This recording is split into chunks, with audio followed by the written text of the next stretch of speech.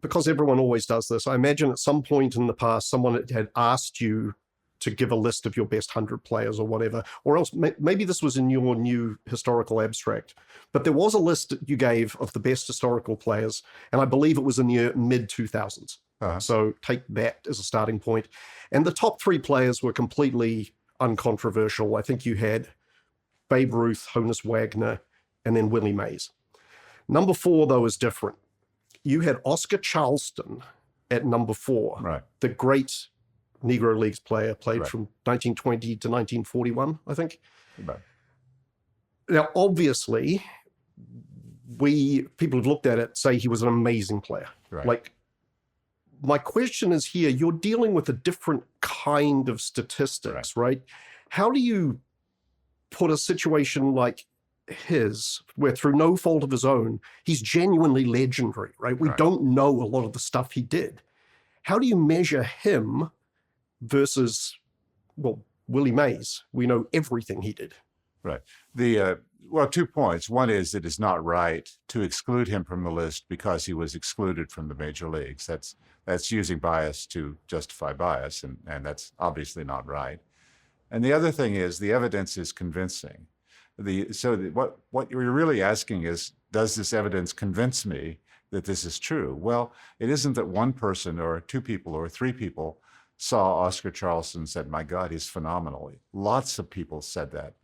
Many different sports writers who saw him said that he was as great a player as Babe Ruth. If you combine the requirement to deal fairly with players from that generation who suffered from that bias, if you combine that with the testimony for him, you have to believe that he really was that good. And so that's where I put him.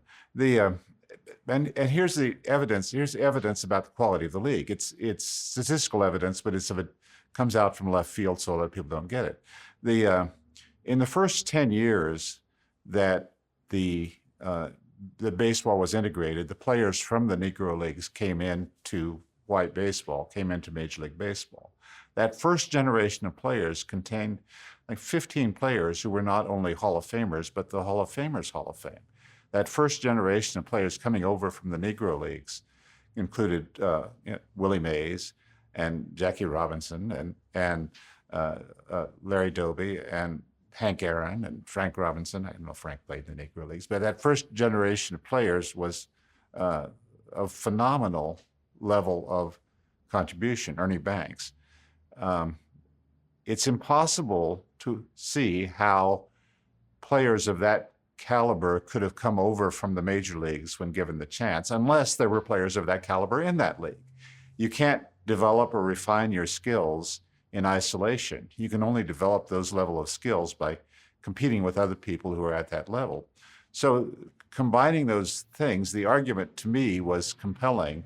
And whether he's 4th or 7th or 20th or 2nd, I don't absolutely know. But then I don't absolutely know in regard to Honus Wagner either. But I felt, and I still feel, that was what the balance of the evidence showed. Yeah, it's interesting to me. This is almost like a halfway case between the hard statistics and the sort of completely soft historical analysis you did in the true crime book. I am, I believe, very profoundly skeptical. And what that means is I'm skeptical of my own conclusions too. And the fact I can work the math and say exactly how good everybody is, but I don't always believe it. And I don't think it's right to believe it. I think you can work the numbers to the end of your life, but there are things you're not measuring. There are things you can't get to, and those things are quite real. We can't get to leadership. We can't get to competitiveness. We can't get to toughness. There's no way to measure them. There's no way. That doesn't mean they're not real. They are real, and they are part of why teams win. And while we can't measure them now, you can't say that in 100 years we won't have insights and methods that make those things accessible and make them part of a record. And when that happens, we may have to review what we've done. So that'll be kind of like like what we've done with pitcher framing, going back and recognizing that there actually was something, catcher framing. Yes. But there was something to that after all. Yes. So have you softened your views on things like clubhouse chemistry? Because it seems like you're now much more open to that than you were in some of your earlier writings. I have and haven't. I did ridicule the concept of character in sports for many years. And watching a basketball game over the weekend, I was ridiculing it again for my wife's benefit.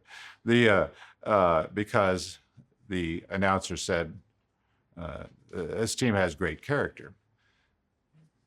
Doesn't mean anything. The fact that character is the most ill-defined of soft terms. Character is a combination of courage, the work habits, ability to work with others, and many other skills, honesty. Many of those skills have nothing at all to do with sports, and athletes off the field may have horrendous character, and sometimes do have. So you shouldn't use a very broad term like character to describe why a team wins a basketball game, because it's just not accurate. That's not to say there's no such thing as character. There is such a thing. There is such a thing as team chemistry.